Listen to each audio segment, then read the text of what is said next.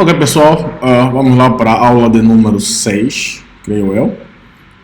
Vamos abrir aqui o nosso projetinho. Agora vamos introduzir dentro da nossa classe de contexto o conceito de Fluent API. Tá? Fluent API é uma forma avançada de configurar o mapeamento das nossas entidades para o banco de dados. Tá? Ou seja, usando o código dentro do DB Context. Como nós já temos o banco de dados criado, tá? Fizemos o banco de dados primeiro e depois vamos para o código. Então logo eu não preciso fazer essa configuração do zero, tá? Porque o banco já existe. Então o que eu vou fazer com a minha Fluent API? Vou utilizar ela para configurar apenas a relação ou o relacionamento que eu vou ter entre a minha classe de categoria model com a classe produto model, tá? Nós sabemos que uma categoria ela está ligada com o produto, ou seja, uma categoria, vários produtos, um produto, uma categoria. Tá? É uma relação de um para muitos. Então vamos explicar isso ao nosso Entity Framework, utilizando aqui a nossa Fluent API. E como é que eu vou fazer isso? Vamos acessar aqui um método do nosso DB Context e vamos sobrescrever ele, ok? Tá? Para quem já estudou programação orientada a objeto, vai entender como é que se faz esse processo. Tá? É um dos pilares que utilizamos na programação orientada a objeto, que nos permite fazer a sobrescrita de um método. Então, vamos acessar com Protected Override para podermos fazer a sobrescrita, e ele aqui nos apresenta três métodos que nós podemos sobrescrever da classe DBContext. Tá? Nós precisamos dessa última, o Model Creating, tá? Onde vamos buildar aqui os nossos modelos. Então vamos selecionar aqui, não foi, o model, okay? Vou dar aqui um tab, ok? Então, temos aqui, vamos agora fazer aqui a nossa relação entre as duas classes. Então, nós não precisamos configurar duas vezes. Por exemplo, se eu explicar aqui a relação da categoria com o produto, implica que eu já não preciso explicar a relação do produto com a categoria. Ou se eu explicar a relação do produto com a categoria, já não preciso especificar ou explicar a relação da categoria com o produto. Então basta fazer uma única vez, da categoria para o produto ou do produto para a categoria. Então para isso nós vamos fazer o seguinte, vamos escrever aqui model builder, tá? Builder é de construir, então vamos construir aqui o modelo .entity, ok? E vamos abrir o sinal de menor e fechar aqui o sinal de maior. Aqui nós vamos colocar o nome da classe que nós vamos utilizar para explicar o relacionamento, ou usando a categoria model ou utilizando o produto model, tá? Não os dois em simultâneo. Então, vou começar com a categoria, poderia também começar com o produto, ok? Então, o que eu vou fazer aqui? Categoria model, vou abrir parênteses,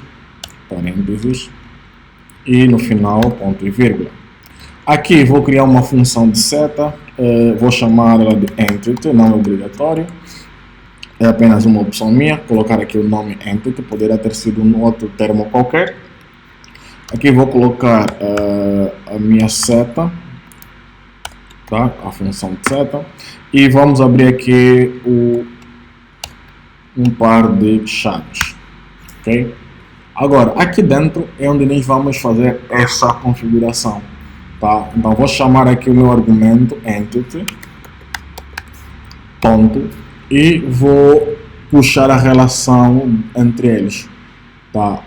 Um produto, uma categoria possui quantos produtos? No mínimo um, no máximo muitos, certo? Então vou chamar aqui o has many, tá? Ou seja, ele vai se relacionar com muitos, Tá? Abro aqui parênteses e vou explicar aqui dentro exatamente o que é que vamos utilizar para esse relacionamento.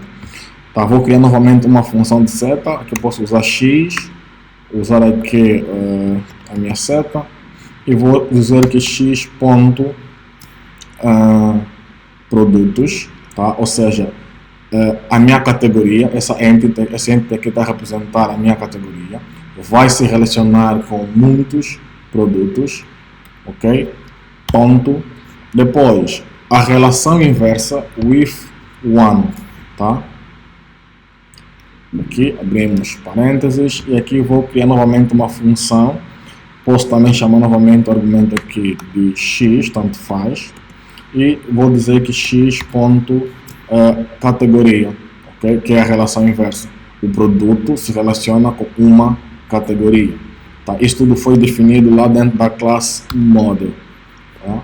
Aqui na classe categoria model eu defini produtos, tá? Que é a coleção, e no produto model eu defini categoria. Tá? Ou seja, para cada produto terei uma categoria e para cada categoria terei muitos produtos. Então, é isso que eu estou a explicar aqui ao Entity Framework Core.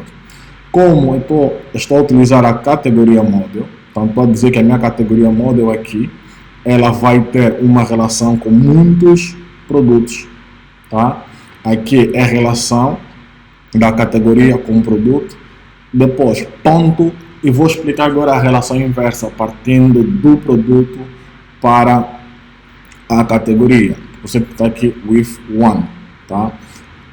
Então, cada produto vai se relacionar com apenas uma categoria. Então, aqui indicamos x ponto categoria, para indicar que aqui é o produto. Deixa eu colocar aqui para facilitar. Cat de categoria, tá? A categoria vai ter muitos produtos e aqui vou produto com uma categoria. Creio que dessa forma se calhar vai ficar mais explícito a ideia que estamos a tentar passar aqui. Então a nossa entidade categoria model, ela vai ter uma relação de muitos com o produto. E o produto, na relação inversa, vai estar relacionado apenas com uma categoria. Tá? Então, concentrem nisso, nesse camarada que nós acabamos de fazer aqui, has many e with one. Se eu quisesse fazer o processo inverso, tá? Ao invés de usar aqui a categoria model, tá? Usar aqui o produto, tá? Vamos só comentar aqui para não nos perdermos. Vamos lá ver onde ele tem isso aqui, asterístico, ok. Bom, então está feito aqui o comentário, comentei essa linha toda, esse bloco todo, e agora vou fazer model builder ponto entity. Aqui vamos dizer que vamos usar produto model, que abrimos parênteses, ponto e vírgula.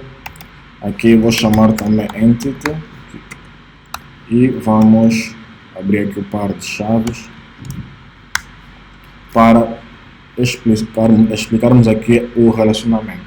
Tá? Nesse caso, o meu entity está a representar o produto model. Então, aqui vou dizer entity ponto, qual é a relação do produto com categoria, tá? É para um, tá? Então vou dizer aqui has one e abro parênteses para criar aqui uma função de seta. Aqui vou dizer que o produto, ok, tá aqui, produto vai se relacionar com uma única categoria. Cadê